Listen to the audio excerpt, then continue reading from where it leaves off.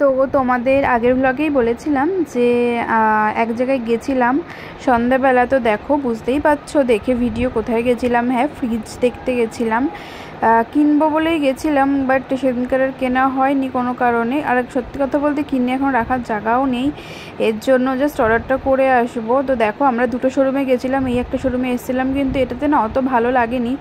ওই কয়েকটাই ছিল কালেকশান, আর মানে কেমন একটা কালারগুলো মেরা মেরা লাগছিলো, এর জন্য আমরা ওখান থেকে বেরিয়ে চলে এসেছিলাম। আমরা বেরিয়ে তারপরে গেছিলাম ক্রোমাতে। তো ওখানে কিন্তু প্রচুর পরিমাণের ফ্রিজ ছিল।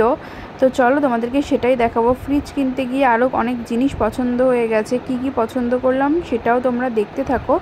যদি দেখতে চাও তাহলে ভিডিওটা শেষ পর্যন্ত অবশ্যই কিন্তু দেখেছো এখানে কত ফ্রিজ। এখানে শুধু উপর ফ্লোরটা সব কিচেনেরই সব কিছু, কিন্তু ফ্রিজ, তারপরে ওয়াশিং মেশিন তো কিচেনের না, কিচেন চিমনি, বার্নার, তারপরে মাইক্রো ওভেন, এইগুলো কিন্তু সব।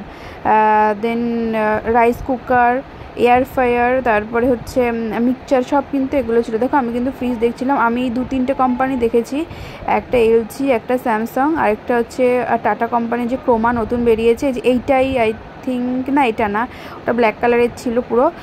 হ্যাঁ, তো আমি ওগুলোই দেখছিলাম। তো দেখো, এই ফ্রিজটা কিন্তু আমার থেকেও অনেক যথেষ্ট বড়, তোমরা জানিও কোনটা ভালো হবে।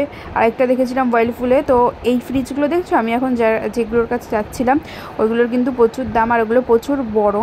ওগুলোর দাম হচ্ছে 1,80,000, কোনোটা 1,50,000 এরকম করে। কিন্তু এত বড় ফ্রিজ সত্যি কথা বলতে দরকার নেই, প্রচুর বড়, এত জিনিস কি করব, কোথায় রাখবো, এত বড় ফ্রিজ রাখারও অনেক বড় জায়গা দরকার। এর জন্য এগুলো জাস্ট এমনি খুলে খুলে দেখাচ্ছিলাম তোমাদেরকে, যে দেখো এখানে সব কিছুর ক্যাটালগ দেওয়া রয়েছে, কোথায় কি রাখবো। আর আমার ছেলেকে দেখো শুধু চারিদিক করে করে দেখছে, চারিদিক শুধু করছে। আর দেখেছো এই ফ্রিজটা কেমন চকচক করছে। ফ্রিজে, এটা হচ্ছে ওয়ার্লপুলের, এই ফ্রিজেরও হচ্ছে ফ্রিজে নিজেদের ভিডিও আর ফটো করছি, ভাবতে পারছো। এতদিন আয়নাতে করতাম, শপিং মলে এটাতে করতাম, কাছে করতাম, মিররে করতাম, এখন তো ফ্রিজেতেও করা যাচ্ছে ভিডিও। তো যাই হোক, এই ফ্রিজটাও দেখেছি, এখন দেখি কোনটা নিই। ওখানে তো বলে তো রেখে এসেছি, যে কয়েকটা সিলেক্ট করে রেখে এসেছি। তো এগুলো দেখতে দেখতে আবার চলে গেলাম কিচেন চিমনি দেখতে, যেহেতু ওটা নেবো। যেখানে ওয়াশিং মেশিন না, যেহেতু কিচেন চিমনি আর হচ্ছে বার্নার।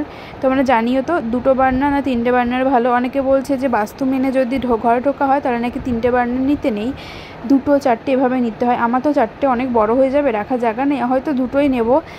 তোমরা জানিও কিন্তু, ঠিক আছে। আর দেখো, তারপর কিচেন চিমনিটাও দেখলাম, এগুলো সবই নেব। এটা হচ্ছে কুচিনার, এগুলো সবই নেব কিন্তু কিছুদিন পরে, কারণ সত্যি কথা বলতে এখন তো রাখার জায়গা নেই, এর জন্য এখন আর নেব না কিছু।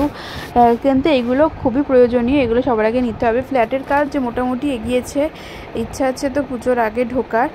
এখন দেখি কতদূর কি হয় কাজ, মানে রেনোভেশন চলছে, কতদূর, যতদূর হবে ততদূর, মানে আস্তে আস্তেই করছে আর কি, অত তো তাড়াহুড়ো নেই ঢোকার, জাস্ট এর জন্যই। আর আমার ভিডিওটা তোমরা কী করে দেখছো সেটা জানিও। যদি আমার ভিডিওটা ভালো লেগে থাকে please like, comment and share. আর হ্যাঁ, অবশ্যই আমার চ্যানেলটাকে সাবস্ক্রাইব করে দিও আমার চ্যানেল নতুন হয়ে থাকলে। আর দেখো, ওখান থেকে আবার চলে গেছিলাম ইন্টেরিয়ার অফিসে। তো চলো, এই ভিডিওটা এই অবধি, দেখা হচ্ছে নেক্সট ব্লগে। ততক্ষণ সবাই ভালো থেকো, বাই।